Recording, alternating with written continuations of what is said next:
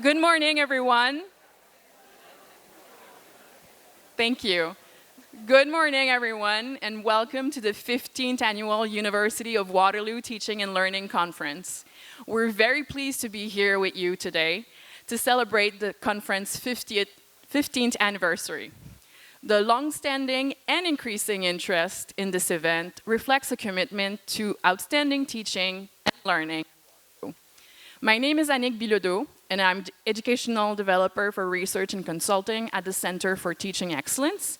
I'm also one of the conference chairs, along with my colleague Brianna Bennett, who's Educational Research Associate. We're very grateful to be meeting again in person this year, and with a record number of participants. It attests to the importance we all give to engaging our students and to remaining engaged as educators. Today, we gather not only as educators and learners, but as advocates for meaningful and transformative learning. Looking at our conference program, right here, this lovely colorful thing, reminds us of the profound impact our collective efforts can have on shaping our students' university experience. Engagement is a buzzword in academia, but it's also what can make or break a lecture, a course, or a full semester for our students. Without the dynamic interactions between students and faculty members, without those moments that spark curiosity, developing a passion for lifelong learning can be nearly impossible. We've seen an incredible interest in our event this year with more than 490 participants attending in person today. We're also grateful to have colleagues joining from institutions across Canada, the United States, and even Mexico. We'd like to also welcome those attending virtually this morning who are viewing the live stream of our opening keynote. And our online sessions yesterday were also very successful. We engaged in exciting discussions. Pun intended. As we convene in this collaborative space today, let us embrace diversity of thought, celebrate our shared commitment to student success, and envision a future where every learner is empowered to reach their full potential. We'd like to begin the day by acknowledging the territory upon which the University of Waterloo resides. The University of Waterloo is located on the traditional territory of the Neutral, Anishinaabe, and Haudenosaunee peoples. The University of Waterloo is situated on the Alderman Tract, the land granted to the Six Nations that include 10 kilometers on each side of the Grand River. Our active work towards reconciliation takes place across our campuses through research, learning, teaching, and community engagement, and is coordinated within our Office of Indigenous Relations. As educators and learners dedicated to advancing knowledge and fostering engagement in higher education, we need to recognize and honor the invaluable contributions of Indigenous knowledge systems to our learning environments. The university has already made great strides toward decolonization and indigenization.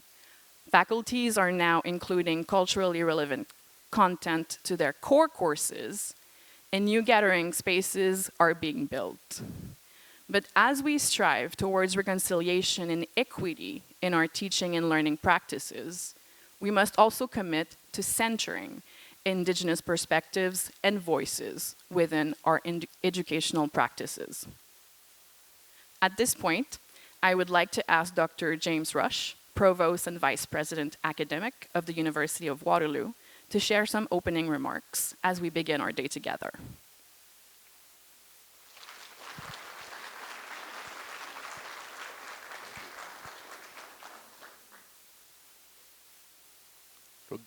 Good morning, everyone. It really is a pleasure to be able to be here in person to welcome you to the Teaching and Learning Conference. It's really been a pleasure to be involved in this conference over the past 6 years that I've been provost. It's really a distinct pleasure to have the opportunity to actually be in your physical presence this year because it has been engaging and rewarding in its online versions, but it's so impactful to see the physical demonstration in person of your commitment to teaching and learning on this campus and on the campuses from where many of you come, because As has been previously mentioned, I'm really also pleased to learn that we have guests from 18 other institutions joining us, most all of whom are attending in person as well as several online. And I'm also really glad to learn that there are representatives from every faculty and many academic support units as well, which shows the community that's necessary to deliver on the promise of excellence in teaching and learning in a really tangible way. And it forces us to acknowledge that we're not doing this individually. We're doing it within the framework of a supportive network that we often have to remind ourselves of when we're struggling to meet our day-to-day obligations. So it's really impactful for me to see that happening all together. You being here really does speak to your dedication to teaching and learning and to this theme, sparking and sustaining engagement, which I hope resonates with you in a particular way. It does for me. It actually brought to mind a famous quote that probably many of you have used in one way or another, given that you're dedicated to the teaching and learning enterprise. But do you remember this Plutarch quote, the Greek philosopher, who said that the mind is not a vessel to be filled, but a fire to be ignited? So when I saw sparking and sustaining engagement, the spark reminded me of the fire, and it really put in context of my mind in the context of the potential impact, not only from this conference, but from what you take forward from the conference as well. So when we fast forward to today, gathering to discuss just how you do that, how we ignite a love for learning that's fueled by engagement, I think that's the central question. Engagement to me is much more than a buzzword. It's, from my own experience, a critical element of success, or actually just in getting anything done in a university context and in the community. So I think that the organizers in the title have hit on two very important things: the spark and igniting the fire, and the engagement, which again I think also reflects back on the diversity of minds and voices that will be present here from so many different backgrounds and with so many different day-to-day responsibilities. Achieving high levels of engagement from both students and instructors is the ultimate goal, but it requires overcoming a lot of challenges that are currently sort of meta challenges that are impacting institutions of higher learning. We're all aware of the ongoing financial and geopolitical pressures that are creating uncertainty within the education sector, and all of our work towards sparking and sustaining engagements happening on that background, acknowledging that challenge. We continue to refine our learning models, having pivoted quite quickly one way or the other over the last several years, which is not always easy in the moment, but the fact that a team can do that to try to deliver on this process is a sign of the dedication of the teaching and learning community to the success of our students and of that enterprise. Technology continues to race forward as we try to find a balance between leveraging AI and setting parameters for its responsible use, and also in an increasingly polarized society, trying to strengthen a sense of belonging both on and off the campus.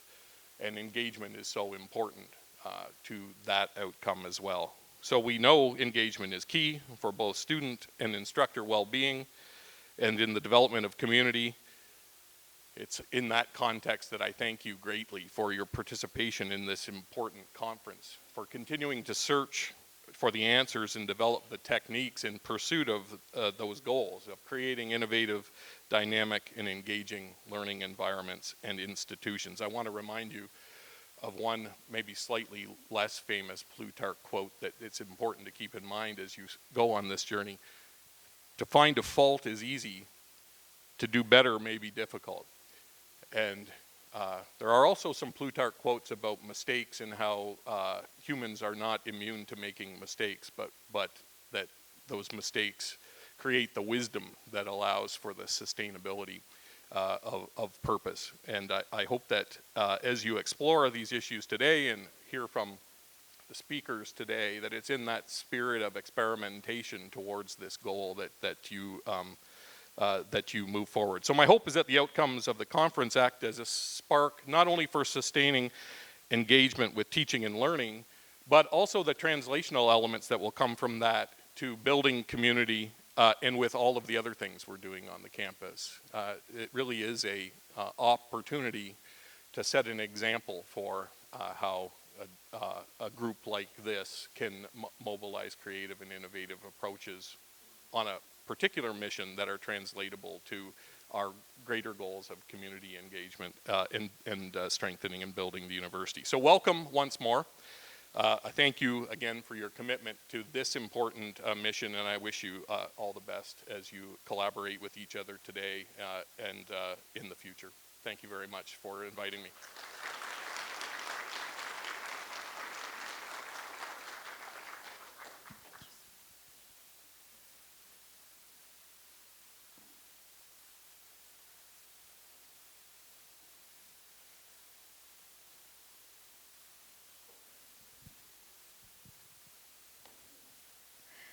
Thank you, Jim, for opening our conference and sharing your thoughts regarding our conference theme this year. We'd like to spend a few moments now talking through some important notes to help guide you throughout the day and make your conference experience as enjoyable as possible. With respect to the conference program, you'll see that we'll be beginning our day shortly with our keynote, and then in the afternoon, our Igniting Our Practice plenary. Please note that Igniting Our Practice will be taking place after lunch in Federation Hall, which is also known as Fed Hall. This will ensure that you have more time to enjoy lunch and dessert without needing to rush out of this exciting session. New this year, if you indicated in your registration that you are joining us for lunch, be sure to pick up your name badge from the registration desk. Your badge contains a white lunch ticket that you will need to hand in as you enter Fed Hall. If you're not joining us for lunch, please come back to Fed Hall around 1:40 p.m. Igniting Our Practice is scheduled from 1:50 until 2:40, and additional chairs will be placed on the main floor and the mezzanine for you to join the session. It's important to note that the mezzanine is only accessible via stairs. We've also opened an overflow room for Igniting Our Practice in STC 0060. That's in the basement of this building. A quick note about dietary restrictions. All of the food served today will be labeled with allergens. In STC, the breakfast and coffee breaks, if you have indicated a dietary restriction when you registered, please see a catering services attendant and they will have a special item for you.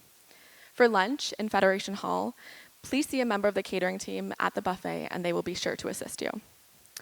You will hopefully have already noticed our student helpers, and they're easily recognizable with these beautiful red vests they are wearing, and they're here to help you throughout the day. Additionally, our registration desk will be available here, as well as Fed Hall, during lunch, should you have any questions or concerns. Throughout the day, a concurrent sessions of presentations, panels, workshops, and alternative sessions. These will be all taking place here in the Science Teaching Complex, here in this room, on the basement floor, and on the second floor. This year, we're also in Biology 2, which is connected to this building. If you're unfamiliar with the layout of STC and B2, please connect with one of our amazing student volunteers. They will be helping you on your way. We've chosen to add B2 350 this year because it is a flexible classroom, making it an ideal space for workshops. If you're an instructor at the University of Waterloo, you can request to teach in this active learning space.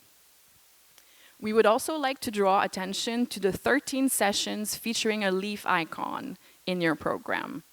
These are funded through the University of Waterloo Learning, Innovation, and Teaching Enhancement Seed Grants Program, commonly known as the LIGHT grants. It is funding that enables instructors to investigate innovative ways to deepen student learning. A note on room capacity, as we've mentioned multiple times and will mention again multiple times throughout the day, we have seen incredible interest in our event this year. So if there's one session you really, really want to attend, we highly recommend that you get there early. If rooms are at capacity, we will kindly ask you to go to another session. Thank you. To access the different floors of our conference, elevators are located in 2 locations. Signage has been posted in the elevators to orient you to the different conference sessions location. Barrier-free, gender-neutral washrooms are located on the 1st floor of STC, and gendered washrooms are located on the basement level and 2nd floor. You'll notice that breaks punctuate the day, starting with a breakfast sponsored by the Faculty Association of the University of Waterloo, as well as coffee and tea breaks throughout the day. At the end of the day, we look forward to celebrating with you at the reception, where all of the posters will also be available. We thank the University of Waterloo Staff Association for sponsoring the snacks at the end of the day celebration. And in your name badge, you will also find a yellow drink ticket for a non-alcoholic beverage, and a cash bar will be available. And finally, if you're inclined to tweet or share the conference on social media, you can use hashtag UWTL24. As I'm sure you know, Conference Day is only made possible due to the amazing support of many of our colleagues, many of who are in this room. So this morning, we'd like to especially acknowledge David DeVity's office, the Office of the Associate Vice President Academic, for ongoing financial support and guidance in conference planning. CT's Director, Donna Ellis, for her guidance and vision. The many faculties, departments, schools, and support units who have offered to financially support their colleagues in attending this conference. The conference planning team, Mers Weiss, who's at Reg Desk, Mark Martin, Kim Boucher, Clara Shao, Charlie Ubeli. This day would not have been possible without you, with all the work that you did behind the scenes before preparing for the event and today on the ground. And finally, Carl Schultz, thank you for your unwavering commitment to the conference. We'd also like to thank all of our amazing student helpers today who are current and past co-op students who graciously offer their time to come back and ensure that this day runs smoothly. The faculty teaching fellows for their support in shaping and promoting the conference, as well as our conference proposal reviewers who dedicated their time to providing helpful feedback to a record number of proposal authors this year. Our lovely session chairs for guiding us today as we engage in thoughtful presentations, workshops, and panels. Our colleagues at the Center for Teaching Excellence for always extending a helping hand in all of our planning and promotion. And finally, to all of you, the participants, presenters, and plenary speakers who make such an offering of sessions and discussions possible. So at this point, we'd like to introduce our keynote speaker. So a little bit of background of how we came to choose Jessie, Dr. Jessie Moore, as a keynote speaker.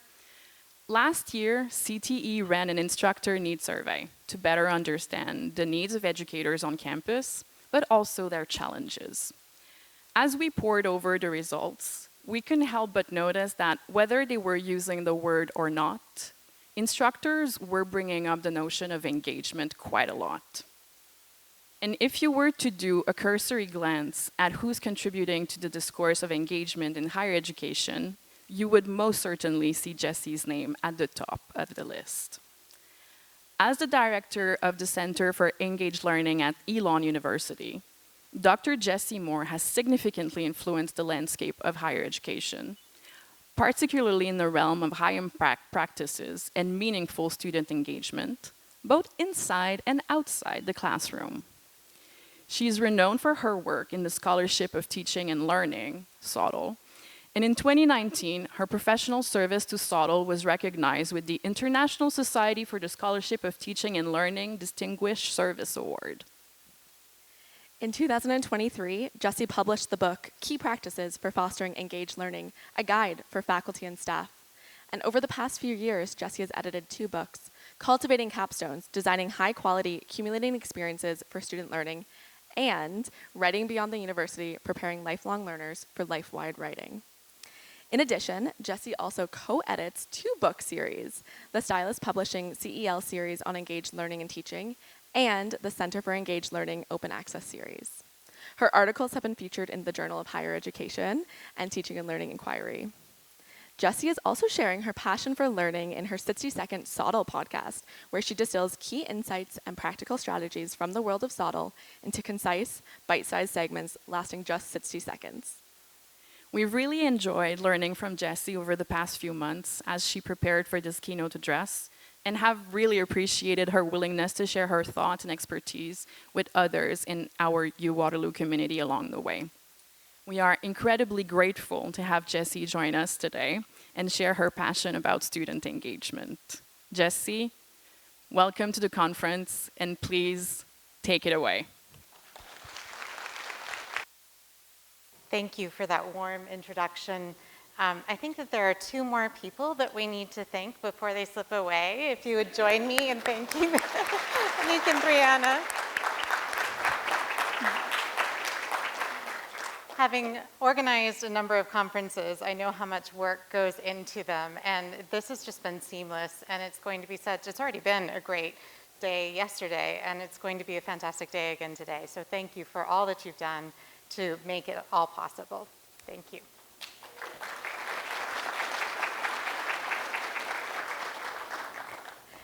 Thank you. So, just to get us started, I'll tell you a little bit more about this photo in just a moment. I do want to offer, if it's helpful for anyone to have a PDF version of the slides, you can find them via this QR code or the bit.ly URL, bit.ly-el for Engaged Learning Waterloo. There you'll find a folder that includes the slides, that includes a couple versions of the handout that's distributed in front of you for those of you who are in person. Those of you who are joining online can also access it there. And then it also includes a couple other things, including a list of some relevant links for things that I'll mention during the keynote today. While you're accessing that, let me note that some of the pictures that I'll use today, including this one, are from the book What Teaching Looks Like, which was published in the Center for Engaged Learning's Open Access book series. Martin Springborg has taken a wonderful series of photos at institutions across the US and a couple in Canada, trying to capture what teaching and learning looks like on university campuses. And so he's graciously made these available for fair use with credit, and so you'll see when I use them, they do include an acknowledgement of where they appear in the book as well. That book, if you're interested, is free to download at www.centerforengagedlearning.org. So with that, I'm going to start by inviting you to think about a meaningful learning experience, whether it was for you or for someone else. It might have been something you observed a student encounter. It might have been one of your own experiences. But I'd love for you to think for just a moment about where did it occur, who was involved, what was involved, in other words, what happened, what made it meaningful, and explicitly, what made it meaningful for your learning or others' learning. So if you take just a moment to reflect on that, capture it in your mind. There's also space on the handout if you want to record your reflections there. But what was a meaningful learning experience for you? If you have one in mind, and sometimes I would ask you to share, but there will be other opportunities to share later in the presentation, so I'm going to save my time for the moment. But often when I ask folks to share these moments, they include one or more of these key practices. Faculty, staff, and peers acknowledging and building on prior knowledge and experiences, facilitating relationships, offering feedback, framing connections to broader contexts, fostering reflection on learning and self, and promoting integration of knowledge and skills. These 6 practices developed out of work I've been doing for the last decade, and I will give you a little bit of background on how I reached these. One of the key influences or impetuses for developing these 6 key practices comes from shared research. So my center facilitates multi-institutional, multidisciplinary, and international research seminars on engaged learning practices. Collectively, participants from institutions across the world collaborate for 3 years on focused engaged learning topics that shape practice and research nationally and internationally. And I do want to acknowledge that the research seminars convene on the land of the Ino, the Tutelo, the Siponi, the Occaneechi, and the Shakori native people, land that was traditionally part of the territory of the Siponi people in the Piedmont of what is now the state of North Carolina in the United States. This area is not far from the great trading path used by both the native people in the area and non-native peoples during the early years of contact. And the Siponi people, whose descendants include the Occaneechi band of the Siponi Nation Indian tribe, still thrive and live in this region, officially recognized by the government of the state of North Carolina. When I am recognizing work from the research seminar participants, I often will include a picture of the research team on the slide as a visual signal acknowledging their work. I also want to acknowledge that there are at least 3 research seminar participants in the room, and it's going to be hard for me to point them out, but just know that University of Waterloo colleagues have actively participated in the research seminars as well. Here's a list of the topics that we've engaged so far. This is from, there's actually one early one that's not listed here on teaching democratic thinking, and then a couple of our current ones are not listed because they're still in their first year of production. But you can see the length of the topics, or the variety of the topics, everything from transfer of learning to undergraduate research to study abroad, residential learning communities or living learning communities, capstone experiences, work-integrated learning, and mentoring more broadly. Nearly 300 scholars from over 150 different post-secondary institutions from over a dozen countries have participated in these projects. And this work, along with other scholarship, has led to my own definition of engaged learning. And to give you a little bit of the scholarship background that led to this definition, there's a U.S. National Academies of Science, Engineering, and Medicine publication called How People Learn, and also now How People Learn Too, that notes that learning is an active verb. It is something people do, not something done to them. And the authors of How Learning Works, which is a substantial publication on learning science, write that learning is a process that leads to change. So again, learning is process-oriented, it's active, it's not passive. And as we've already heard in descriptions of this conference, the theme and in the opening remarks, we hear the word engagement a lot, including in the National Survey of Student Engagement, which is actually international at this point. You use it at many of your institutions here in Canada. It's also used in the US. Engagement is often used to invoke both the actions the student does and what the institution does to induce those students' actions. So engaged learning adds an element of conscious, intentional, and active participation. And I add with an eye toward lifelong learning, because I think that that's part of the inherent goal of many of our post-secondary institutions. So if engaged learning is a goal of higher education, the 6 key practices help us work toward that goal in equitable ways, as I'll unpack in just a moment. Because engaged learning is an equity issue. Often, institutions will try to facilitate engaged learning through the high-impact educational practices. Can I get, for those of you in the room, just a show of hands of how many are familiar with high-impact practices? It's become a bit of a buzzword in higher education, or a buzz phrase, and it's with merit. These practices tend to correlate with retention rates, graduation rates, and other factors of student success. Some of them have deep research behind them. Some of them we're still working on the research to demonstrate that they have the outcomes that we typically associate with them. The challenge is that access to them is not always equitable. Nevertheless, students also agree with our assessment that these are meaningful learning practices. Starting in 2019, the Center for Engaged Learning partnered with our Elon poll colleagues on a national survey of recent college graduates who were ages 18 to 34, typically about 8 years out from, well, 1 to 8 years out from earning their first college degree. And we asked them a series of questions about their college experience and how it impacted their daily life now as recent college graduates. One of the questions we ask is whether college was worth it, given the time and the cost.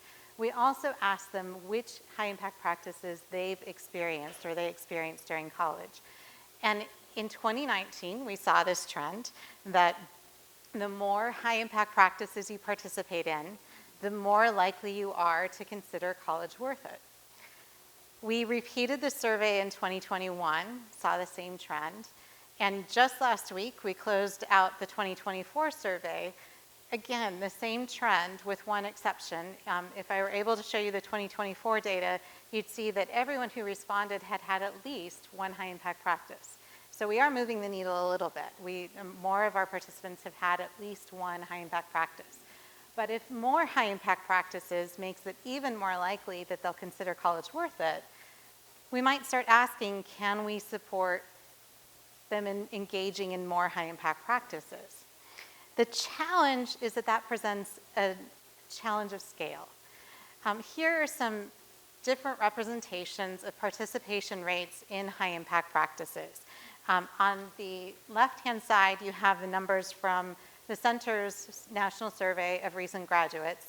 On the right-hand side, you have the holistic data from the National Survey of Student Engagement for both 2020 and 2023 seniors. I'll note there is consistency across most of them. The discrepancy in the service learning or community-based engaged learning really stems from how the two surveys asked the question. The NSE, the National Survey of Student Engagement, asked about the number of courses that students have taken that have some kind of community-engaged component, whereas we, in our survey, asked about actual experiences with community-based learning or community-engaged learning. So you see a little bit of difference there, but otherwise the trends are pretty consistent across the two surveys. And we're not seeing a whole lot of change in terms of growth in participation.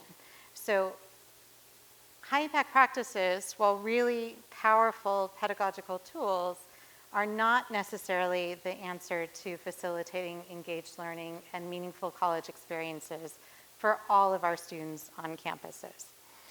One other thing I'll note before I go on is that you do see a dip in study abroad in our survey, likely COVID related. So a little bit of data for those of you who are from the University of Waterloo, and some of you might be clustered in that U15 grouping of other institutions. University of Waterloo actually does pretty well. You can see that 90% of your students have one or more high-impact practices according to the 2023 survey of seniors. But there's still that 10% that are indicating that they have not had a high-impact practice. Your numbers don't really surprise me in terms of what I know about your institution. The University of Waterloo, according to your website, is #1 in Canada for experiential learning. You are internationally known for your work-integrated learning co-op programs.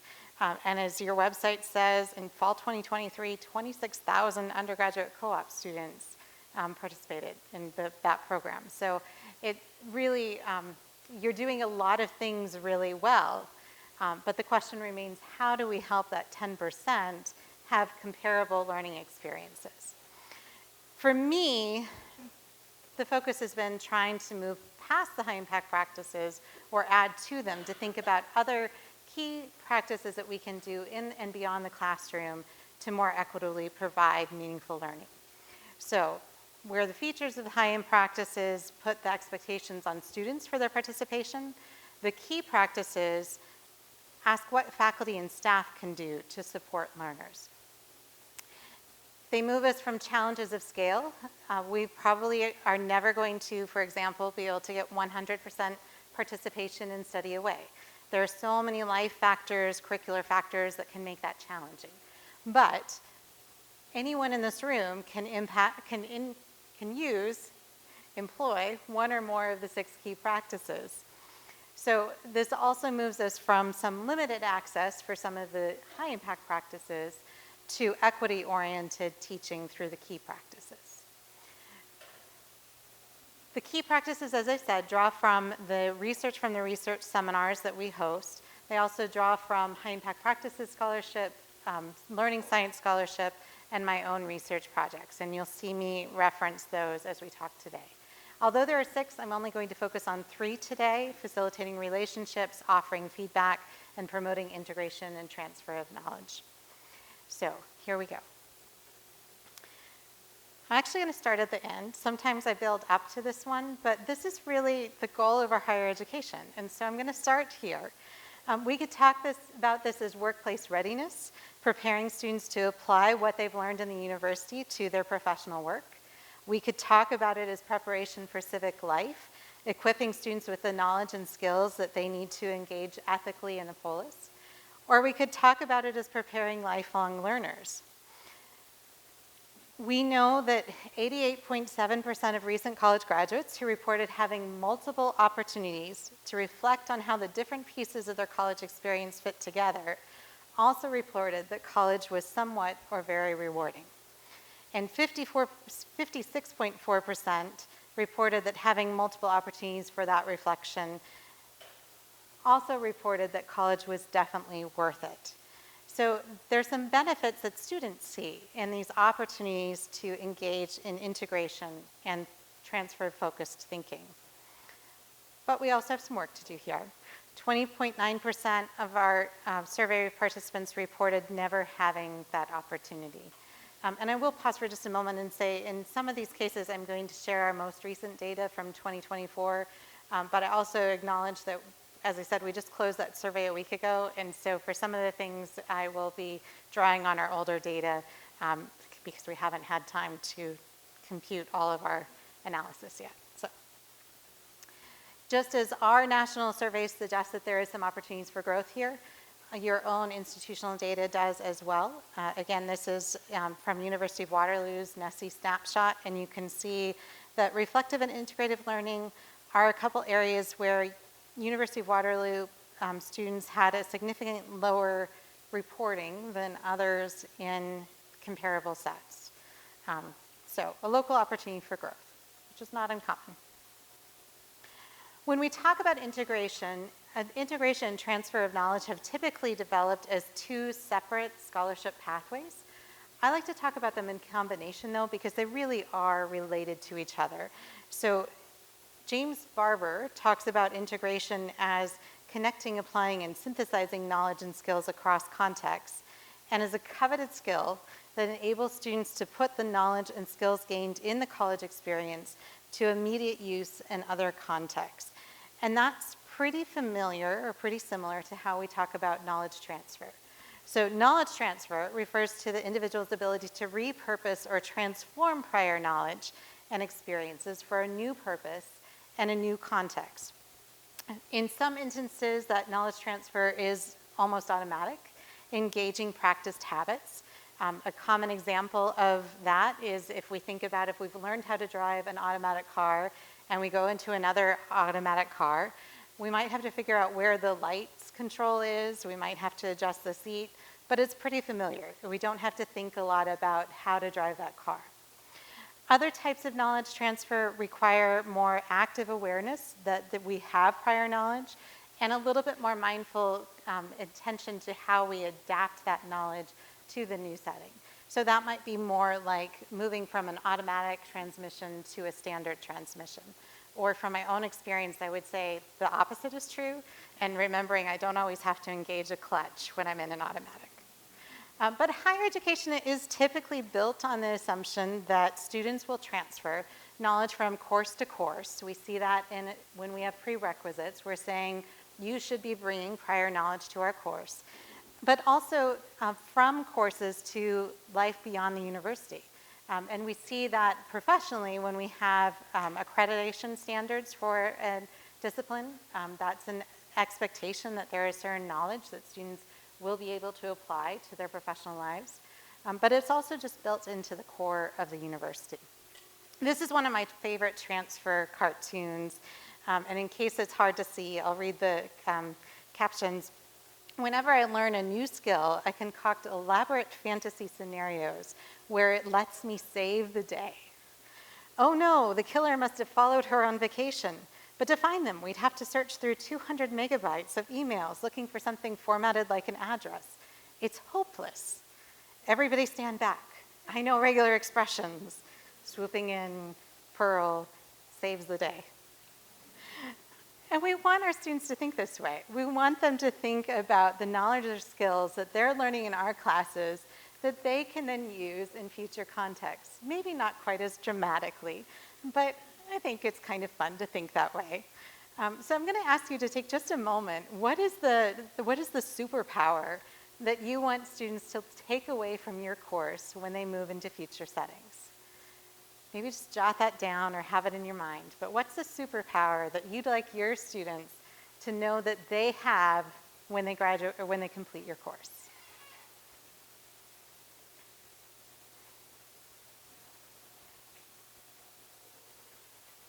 So if you have that in mind, again, higher education is built on this assumption that students can transfer knowledge from course to course and that they'll integrate what they learn.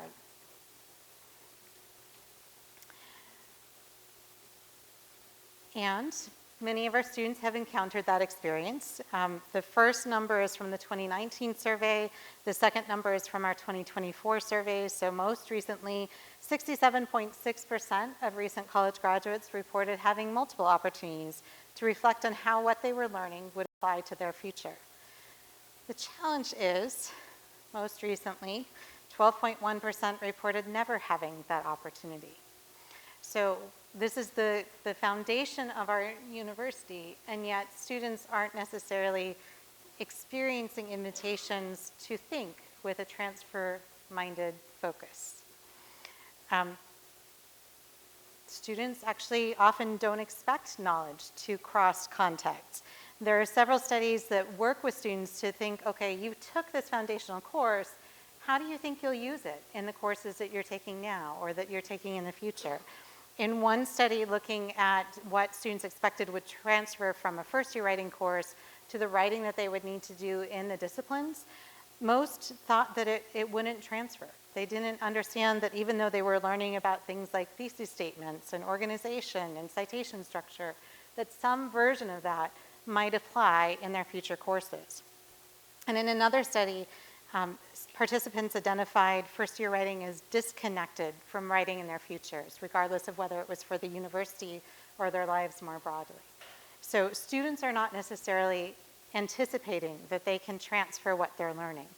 But faculty don't either. So we have some other studies, one from our, I don't have the picture up here, but one from one of our very early research seminars on writing transfer, that this faculty didn't even see when a student was trying to transfer their knowledge. They assumed that it was just a misunderstanding and an error, rather than a student trying to take prior knowledge from an earlier course and figure out how it might fit in this new context. That attempt was invisible to the faculty member, and so the faculty member assumed that the student was wrong and not that the student was trying to do something with their prior knowledge. And unfortunately, we've got multiple studies that suggest that that's pretty common.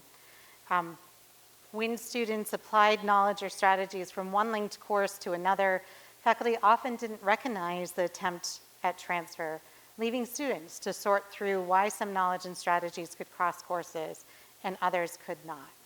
And we also see from many of these studies that different terminology or different disciplinary understandings of the same term sometimes compromise transfer. So one of the things that we can think about if we're trying to promote integration and transfer of knowledge is how are we helping students make their attempts visible? How are we inviting them to make that transfer and talking with them about when it's working and when it's not?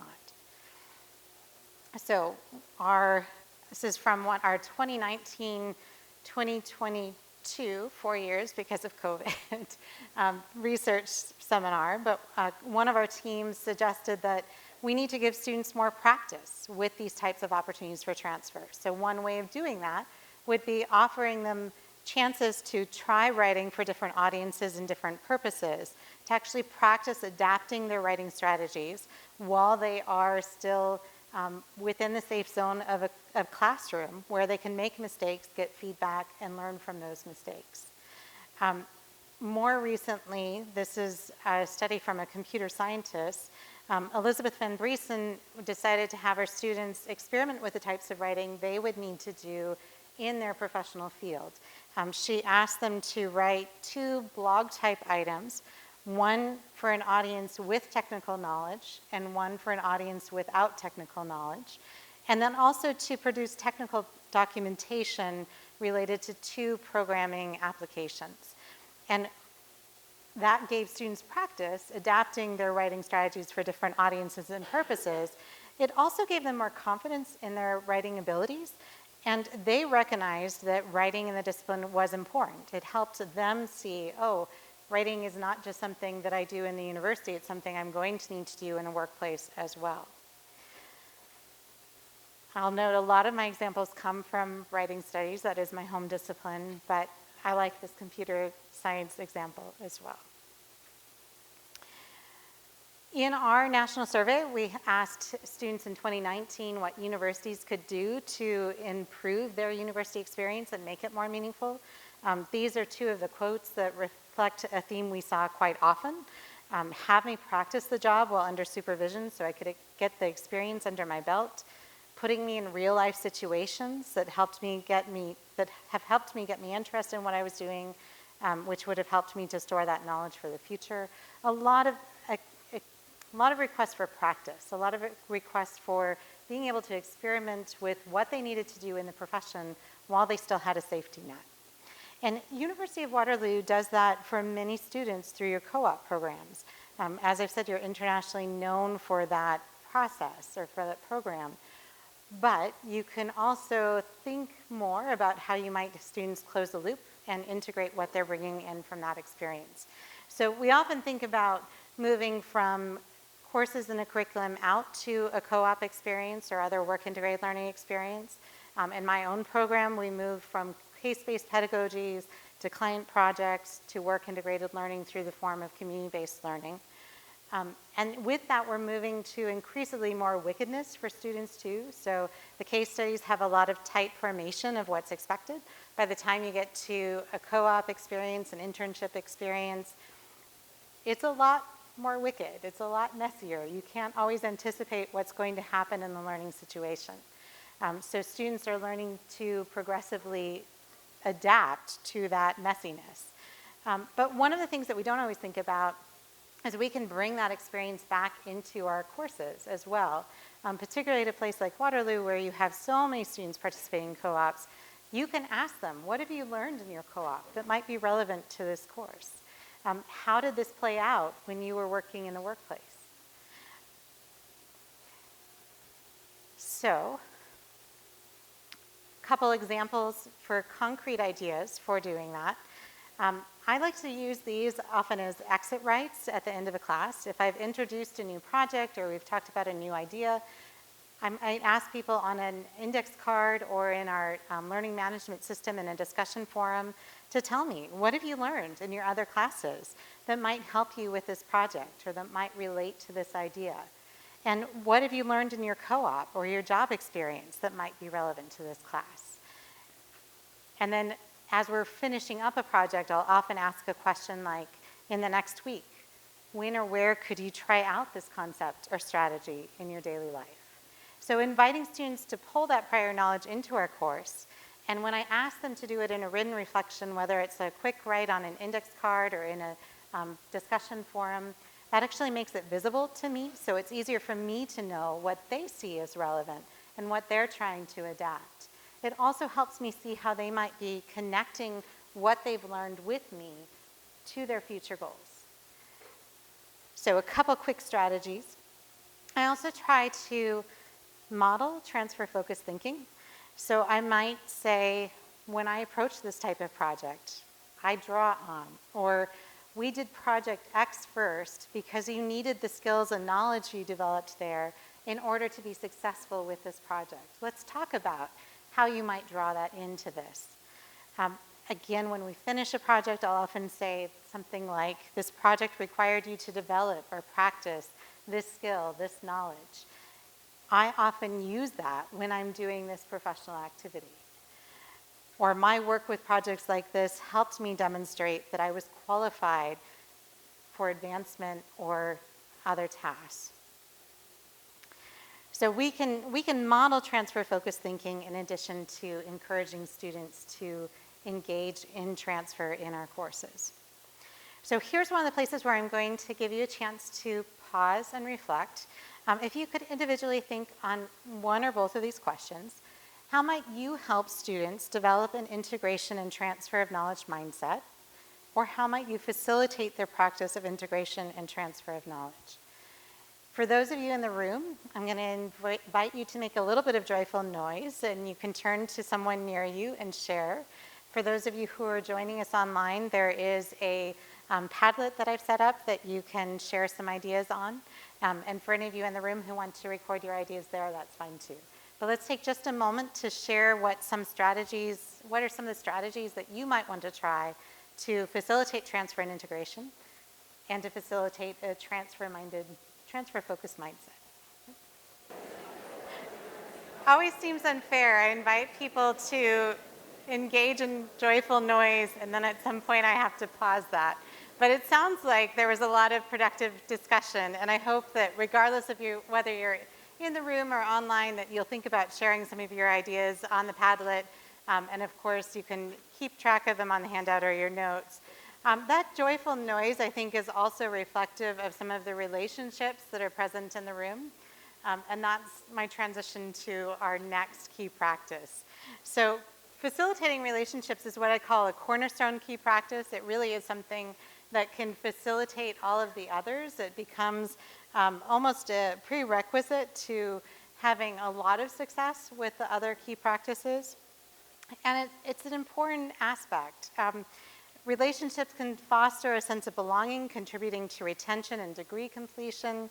They strengthen feedback cultures, which we'll talk about in a moment, supporting lifelong and life-wide learning. And they often facilitate connections to broader contexts. Nearly 83% or 79% in our more recent poll of college graduates reported having one or more meaningful relationships with faculty and staff. And 89% in our 2024 survey reported having one or more meaningful relationships with other students. Sadly, though, 20.7% reported never developing a meaningful relationship with faculty or staff. And I know sometimes when we talk about relationships, we think, okay, that's not within the frame of my job description. I'm not sure I want to think about relationships with students. But relationships can be very professional oriented, and they can offer a lot of support for students. So just a couple quick notes. Relationships, when we think about the workplace, they can be part of connecting with diverse others. 30% of recent college graduates in our 2019 survey thought they had not developed the skills to do that. 25% reported not developing teamwork skills in college. Working with diverse others, teamwork, those are relationship skills. And so we want to make sure that we're providing students with opportunities to practice those. This is something that Waterloo does fairly well. If you look at your NESI data, you are slightly above average in terms of how students perceive their opportunities for discussions with diverse others, collaborative learning, student-faculty interactions. Supportive environment is a little lower. Not sure why, but maybe you all know. Sometimes that supportive environment, or often that supportive environment, is not just classroom-based. So this is a space where I'm really going to invite you to acknowledge the expertise of your colleagues who are working beyond the classroom. This particular work that I'm about to mention comes from our residential learning community or living learning community research seminar, and there is a participant of that research seminar in the room. The team shown here did a study on social interactions with staff and faculty and found that they're strong predictors of psychological sense of community in college. And when considering social interactions as opposed to academic interactions, students don't differentiate between roles. So if you are employed by the university and you're helping make them feel more connected to college, you are having a very positive impact. And we see that across spaces. That can be in their residential living spaces, it can be in dining facilities, it can be in the library, in the classroom, in the lab, any of those spaces. We have opportunities to help our students feel like they are part of our university community. We did a study at Elon. It was an intensive self-study of mentoring relationships. I'm sharing that data, but also with the caveat that we repeated this in one of our national surveys and saw similar results. So at Elon, our students shared with us that many of their mentoring relationships developed informally over time. There were some that were assigned, but as they moved into their senior years, the red were seniors in the class of 2021, the assigned relationships were less important than those that they sought out and those that developed informally over time. Our national survey data similarly shows that most students have one or more meaningful relationships, and that the ones that were most meaningful are the ones that developed informally over time. So part of our challenge here is thinking about how do we create the context in which that can occur. Part of it is recognizing the multiple ways that meaningful relationships can support students' development. So here are 7 measures or ways that we can support our students, everything from advancing academic learning to helping them find their purpose, developing cultural knowledge, supporting identity development. Again, the red bar was our seniors in the class of 2021. The gold bar was our first-year students in the class from the class of 2024, who are now, of course, graduating this year. But you can see mentors provide all types of support. And when students have multiple mentors, no single mentor is responsible for providing all of these types of supports. And that's something that I always want to emphasize. You are not responsible for being all things to a single student. Students do have networks of meaningful relationships. And so if you're providing academic support, or you're providing cultural support, or identity development support, you are one piece of a larger network that's helping them develop the skills that they need to be successful. One of our 2014-2016 research teams looked at salient practices for award-winning mentors of undergraduate research and identified 3 of the 10 as really relationship-oriented. So balancing rigorous expectations with appropriate emotional support. Remembering to ask the student, how's your week going? Before you ask, how's the project going? Building community among groups of students or a research team. Again, we're part of a community. If you have a research lab, inviting other members of the research lab to participate in the development of younger members, to support each other, see each other as community. And as part of that, creating intentional laddered opportunities for peers and near peers to learn mentoring skills so that they can provide that support. The Salient Practices team and others have been looking at how these salient practices might transfer to other contexts. And as one example, we're seeing a lot of potential in spaces like work-integrated learning. So these are salient practices that initially developed in research spaces, but they have application to other contexts with learners as well.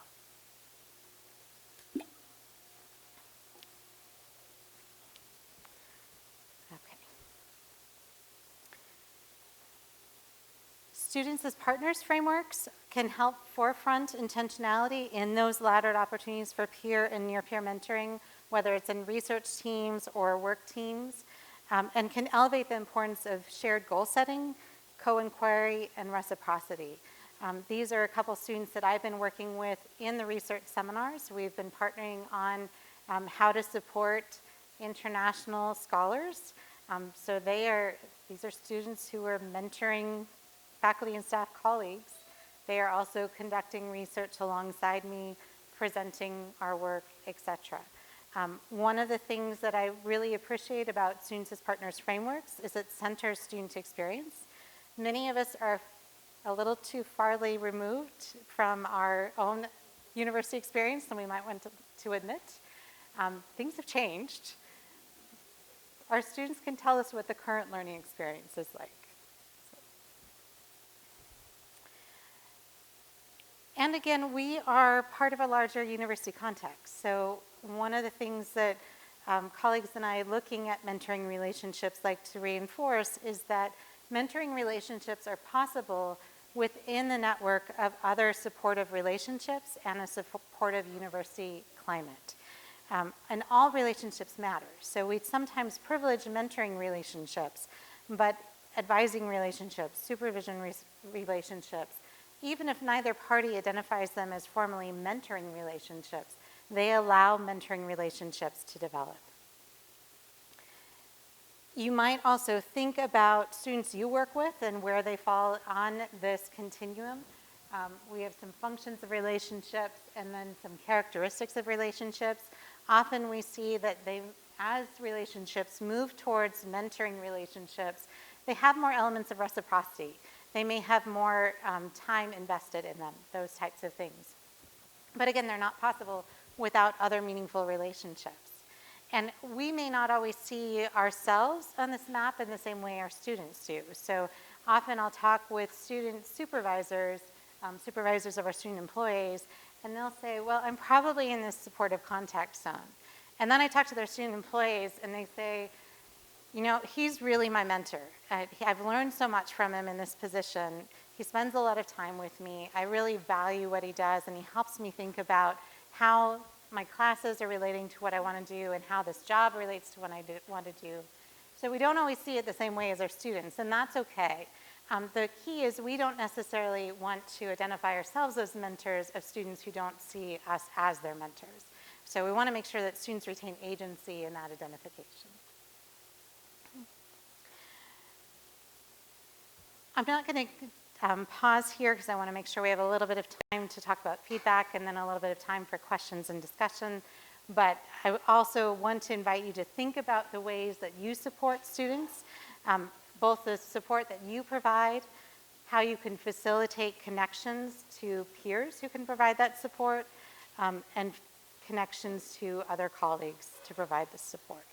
So center column should say to students' peers. So thinking about, you may not always be the person who's best equipped to provide a certain type of support, but you might be able to introduce them to other students who can provide that support, or to other faculty and staff colleagues who can provide that support.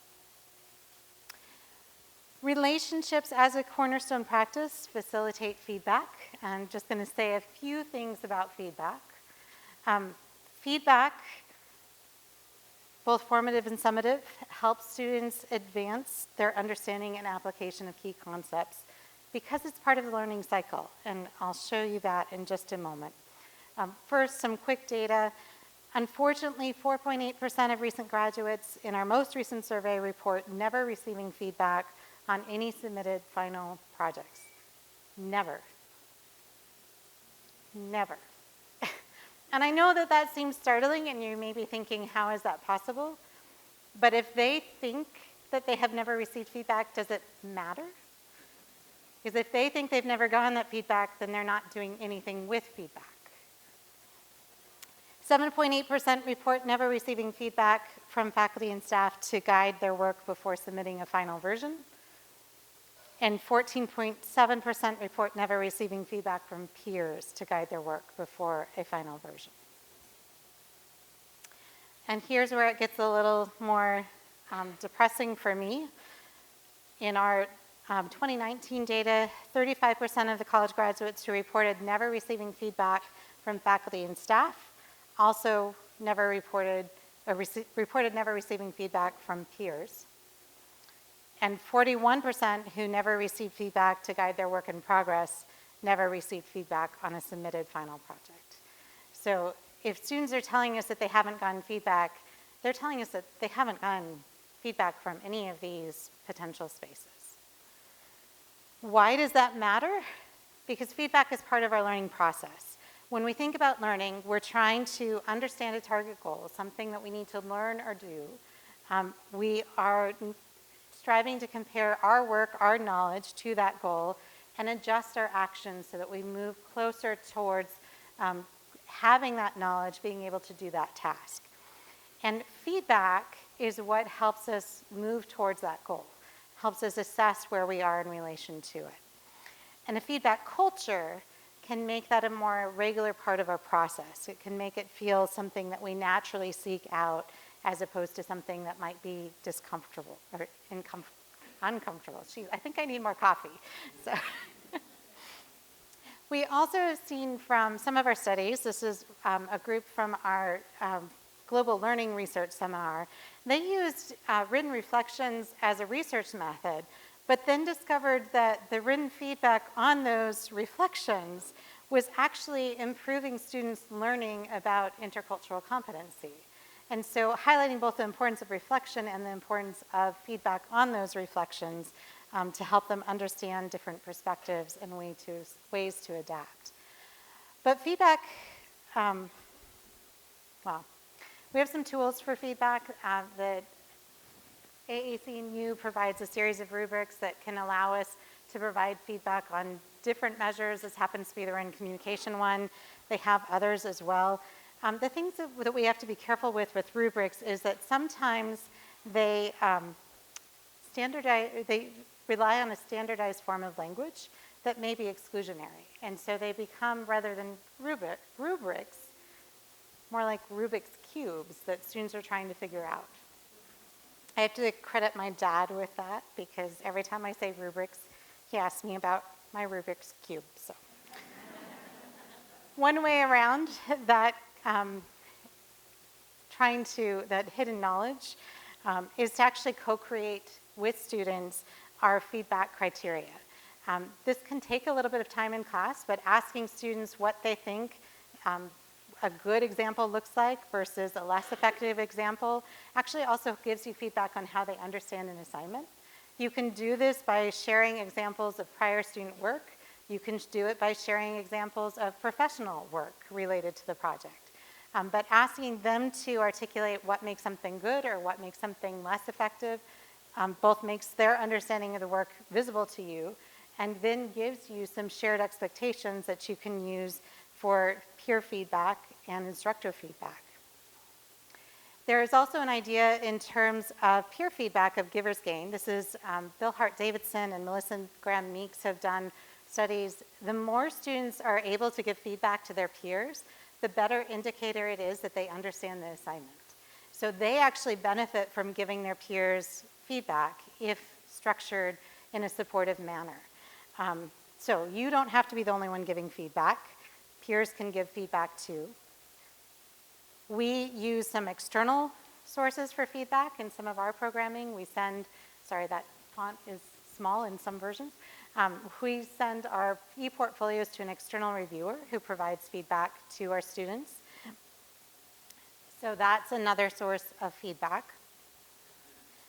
And then when we think about how to help people give effective feedback, this is also from Bill Hart-Davidson, the describe, evaluate, suggest framework. So describe what you see happening in relation to the shared expectations for that project or document. Evaluate it in relation to those criteria. And then suggest specific ways that the person can improve their performance.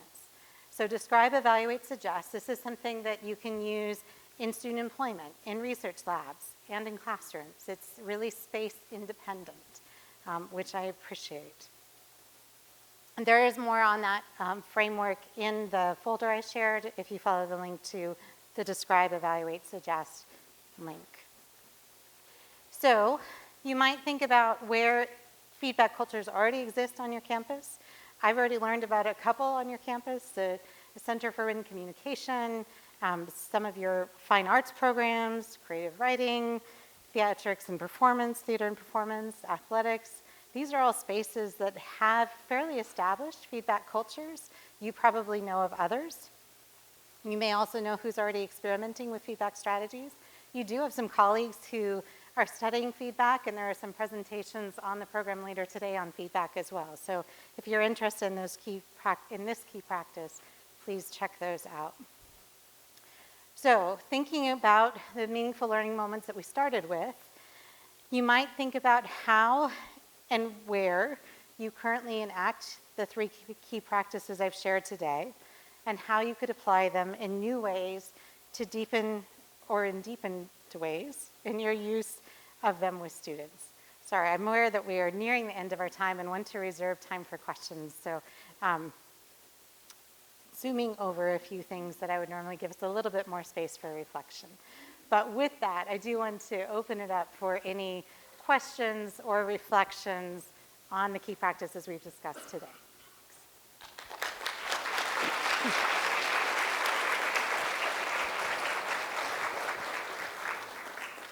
Thank you very much, Jessie, for that fine presentation. My name is David Poreka. I'm the president of the Faculty Association that is sponsoring the breakfast that's coming right after our Q&A session. But now it's time for the Q&A session. So, floor is yours. There are microphone runners who are going to be running microphones to those who do want to ask questions. So please raise a hand, and they will run. Looks like there's one over there. Oh, I see someone over there. Oh, right over here. Sorry, yes, we'll start here. Hello there. Thank you so much for this talk. I really appreciated the emphasis you placed on how important peer feedback is and the giver's gain model. I was wondering if you think it's possible to make peer feedback systematic and what strategies you would recommend to enforce that in a classroom setting. Yeah, that's a great question. If I flip back to this chart, this is actually a chart of my own students' peer feedback over the course of 10 projects in a semester. We do it both inside of class and outside of class. I tend to do it inside of class once or twice just to model it and make sure that if they aren't quite getting to a rich description of suggestions that we can talk through how they might fine-tune their feedback. But they learn pretty quickly that it's just going to become part of the process. And then I also try to adapt that in the other spaces where I work with students. So we have multiple student employees in my office. We often ask them to give each other feedback on the projects that they're doing using the same model. And then we use the describe, evaluate, suggest, and our feedback to them as well. So it's both, it's routinized in our spaces, and we consistently use the same heuristic, the describe, evaluate, suggest framework, so that it feels natural and familiar and not something new. Yeah.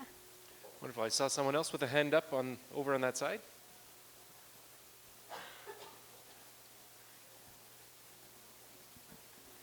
Thank you. That was so wonderful. I really appreciate it. And just on the feedback, I had a couple questions.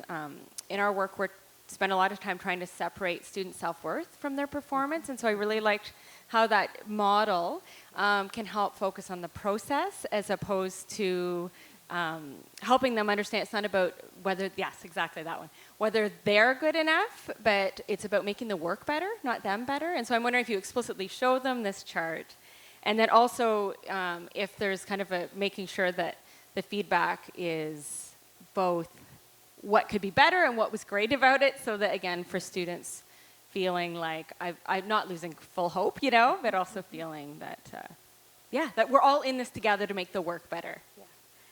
Great question. I have not actually shown them this model. I think that could be really interesting to do. But we do talk about why feedback is so important.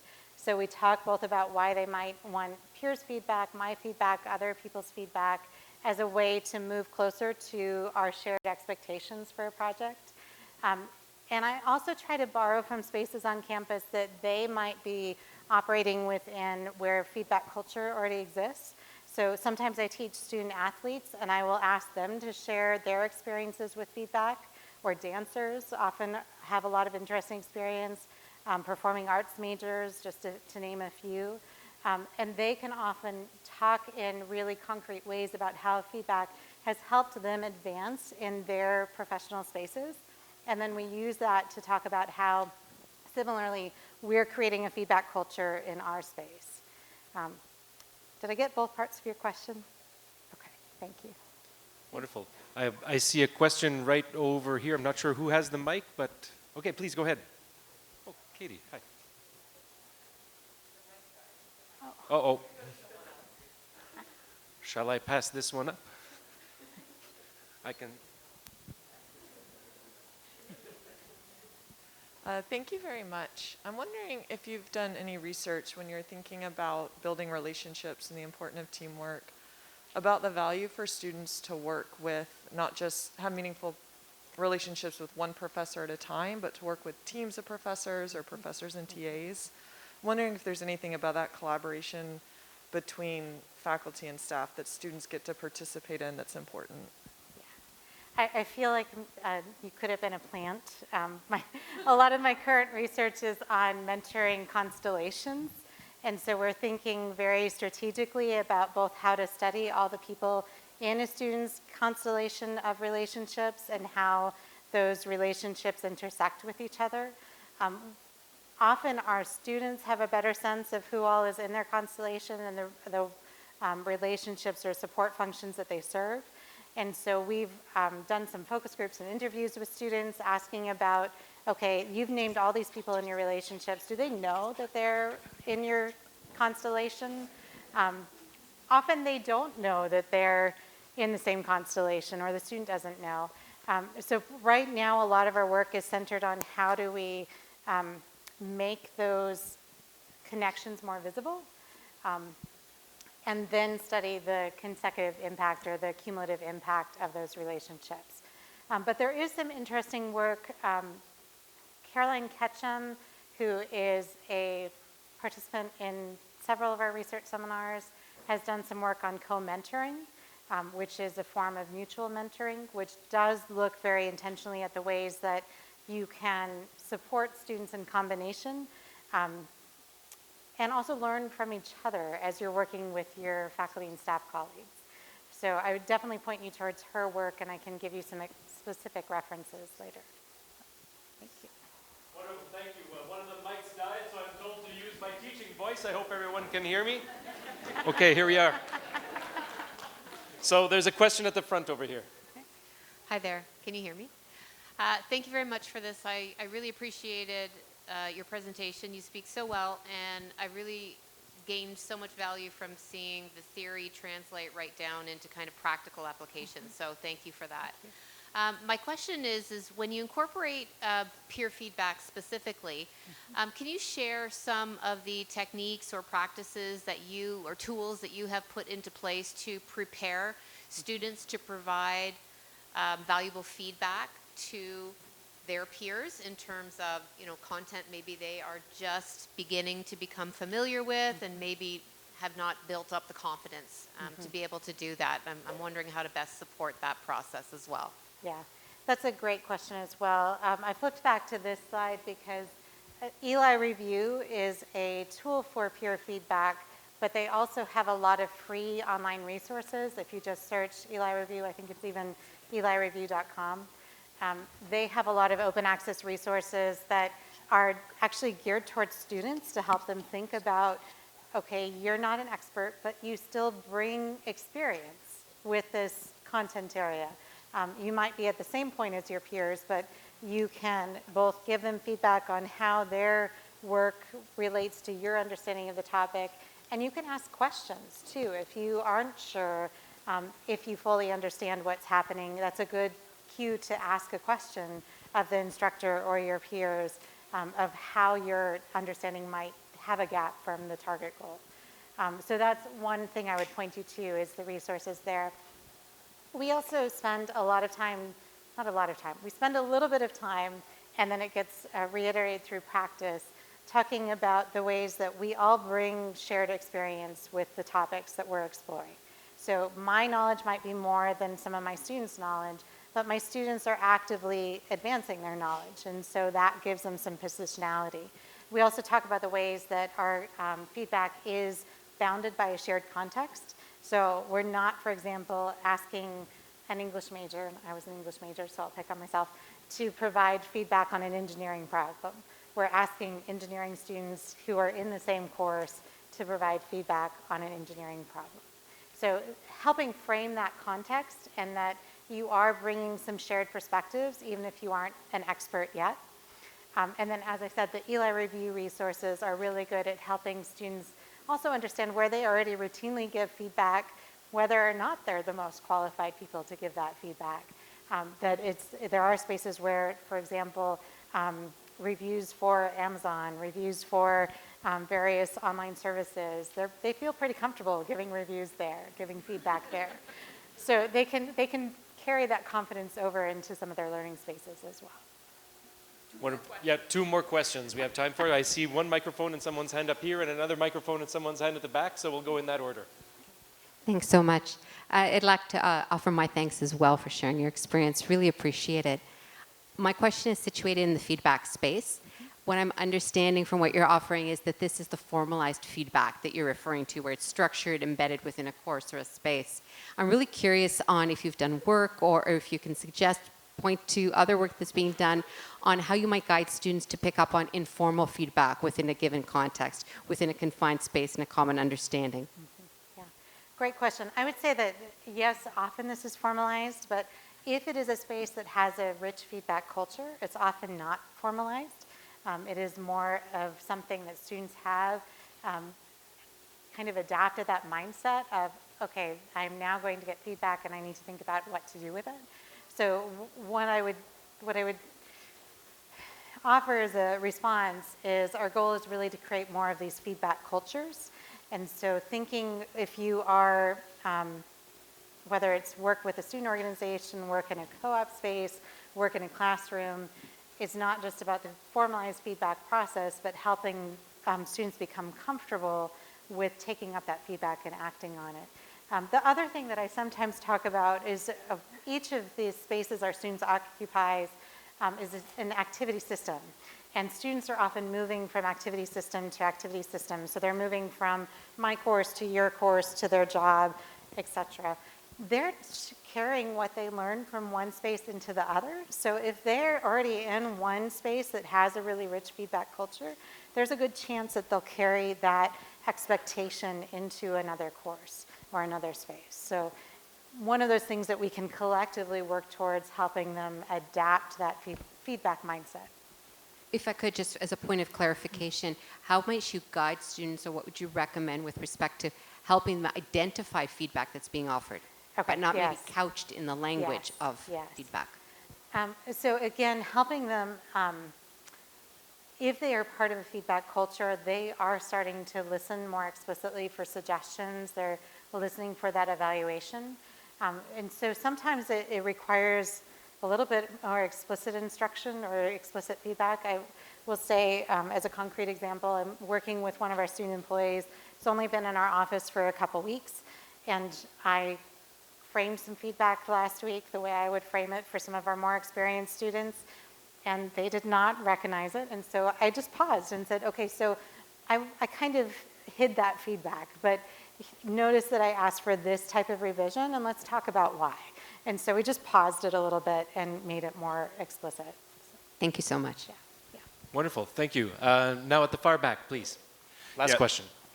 Hello, is this working? Yeah. So just a comment, really, to let everybody know that for peer feedback, we have a new tool called Peer Scholar that is now available for folks.